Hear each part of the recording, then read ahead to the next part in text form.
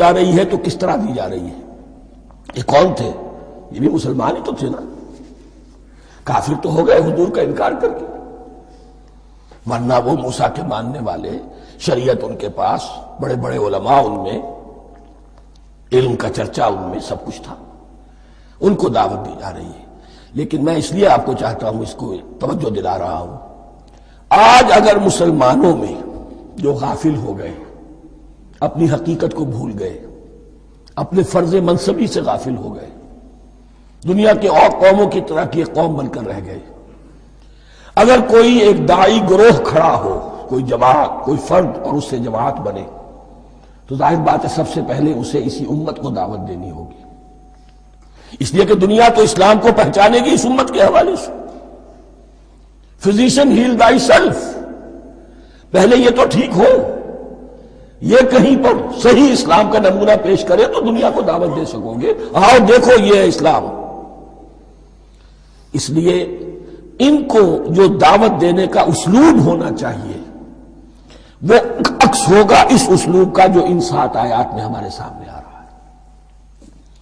یا بنی اسرائیل اذکروا نعمتی التی انعمت علیکم، اے بنی اسرائیل، اسرائیل کو سمجھ لیجئے یہ مرکب لفظ ہے، اسم اسی سے اسیر بنا ہے، اسیر جو کسی کا قیدی ہوتا ہے، ایل عبرانی میں اللہ کے لیے ہے، اور اسرائیل کا ترجمہ ہے عبداللہ، اللہ کا غلام، اللہ کے ساتھ بندھا ہوا اس کی اطاعت کے قلاتے کے اندر۔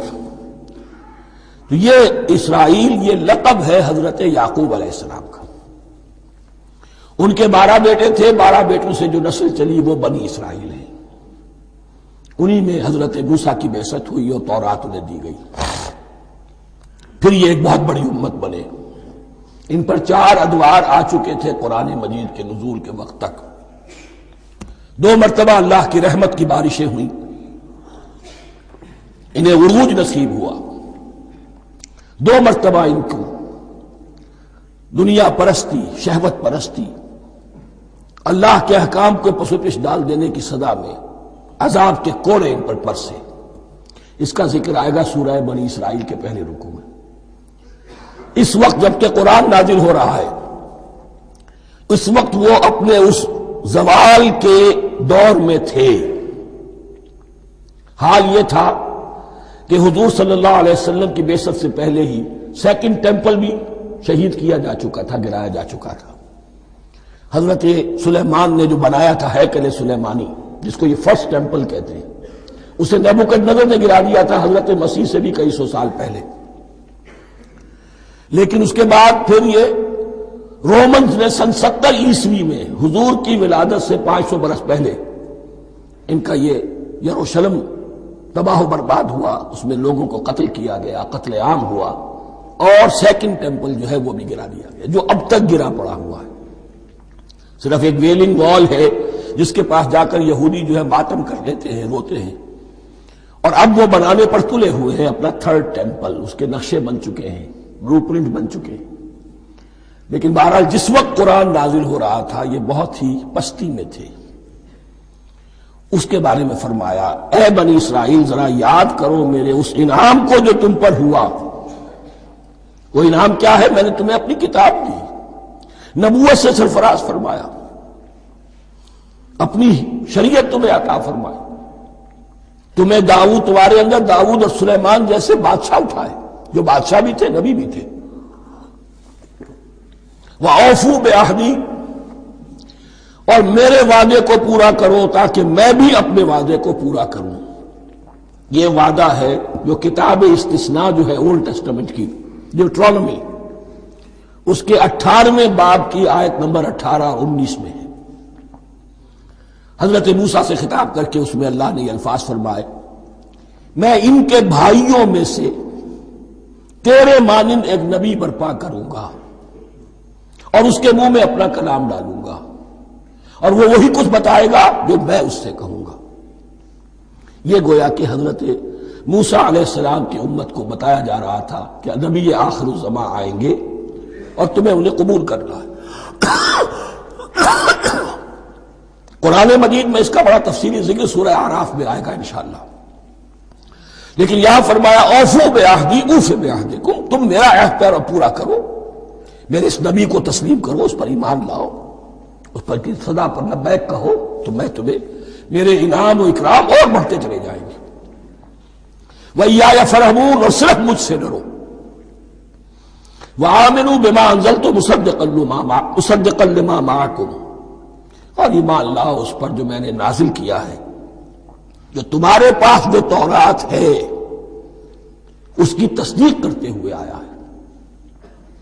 اس کے دو معنی ہے، ایک تو قرآن تصدیق کرتا ہے تورات کی اور انجیل کی، فیہا ھدی و نور، فیہ ھدی و نور، اور دوسرے یہ کہ قرآن اور محمد صلی اللہ علیہ وسلم ان پیشین گوئیوں کے مصداق بن کر آئے ہیں جو تورات میں تھی، ورنہ وہ پیشین گوئیاں جھوٹی ثابت ہوتی۔ ان کے مصداق کون ہے؟ قرآن اور محمد صلی اللہ علیہ وسلم، یہ دونوں معنی اس کے ہیں۔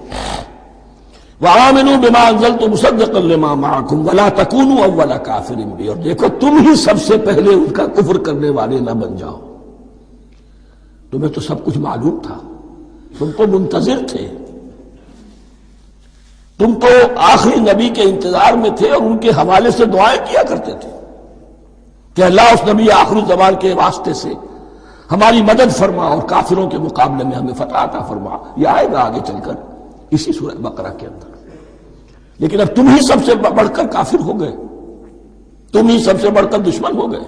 وَلَا تَكُونُوا أَوَّلَ كَافِرٍ بِهِ وَلَا تَشْتَرُوا بِآيَاتِي ثَمَنًا قَلِيلًا، اور دیکھو میری ان آیات کے عوض حقیر سی قیمت قبول نہ کرو۔ یہ آیات الہیہ ہیں، ان کو رد کر رہے ہو کس لیے؟ ہماری مسندیں، ہماری حیثیت، ہماری چودراہٹیں، کہیں ان پر کوئی آنچ نہ آ جائے۔ حقیر سی چیزیں، یہ صرف اس دنیا کا سامان، اس کے سوا کچھ نہیں۔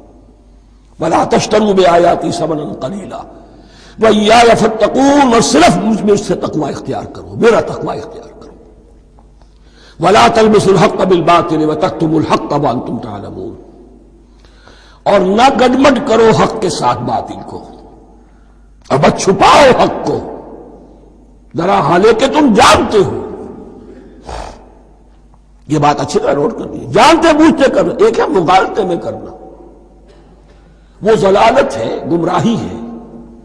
ایک جان بوجھ کر کرنا، حق کو پہچان کر اسے رد کرنا، یہ پھر اللہ تعالیٰ کے غضب کو دعوت دینا ہے، ریت آف اللہ، اس کے غضب کو دعوت دینا ہے کہ حق کو پہچان کر اس کی نفی کی جائے۔ وَأَنْتُمْ تَعْلَمُونَ، علماء یہود قرآن مجید میں آگے چل کر آئے گا، ایسے پہچانتے تھے محمد کو اور قرآن کو جیسے اپنے بیٹوں کو، یعرفونہ کما یعرفون ابناہم، ایسے پہچانتے جیسے اپنے بیٹوں کو۔ وَأَقِیمُوا الصَّلَاةَ وَآتُوا الزَّکَاةَ، دیکھو نماز قائم کرو، زکوٰۃ ادا کرو۔ وَارْکَعُوا مَعَ الرَّاکِعِینَ، اور جھکنے والوں کے ساتھ جھکو۔ یہ اول تو رکوع کو انہوں نے اپنے ہاں سے خارج کر دیا تھا، ثانیاً باجماعت نماز ان کے ہاں ختم ہو گئی تھی۔ وَارْکَعُوا مَعَ الرَّاکِعِینَ، جماعت باجماعت نماز کی طرف اشارہ ہے۔ أَتَأْمُرُونَ النَّاسَ بِالْبِرِّ وَتَنْسَوْنَ أَنفُسَكُمْ، کیا تم لوگوں کو نیکی کا حکم دیتے ہو، تقوی کی، پارسائی کی تعلیم دیتے ہو؟ میں کہہ رہا ہوں نا کہ اصل میں مخاطب کون ہے؟ علماء یہود۔ اس آیت سے ثابت ہو گیا عالم ہمارا بھی جب بھی کھڑا ہوگا اونچے سے اونچا آواز کہے گا، اعلیٰ سے اعلیٰ بات کہے گا۔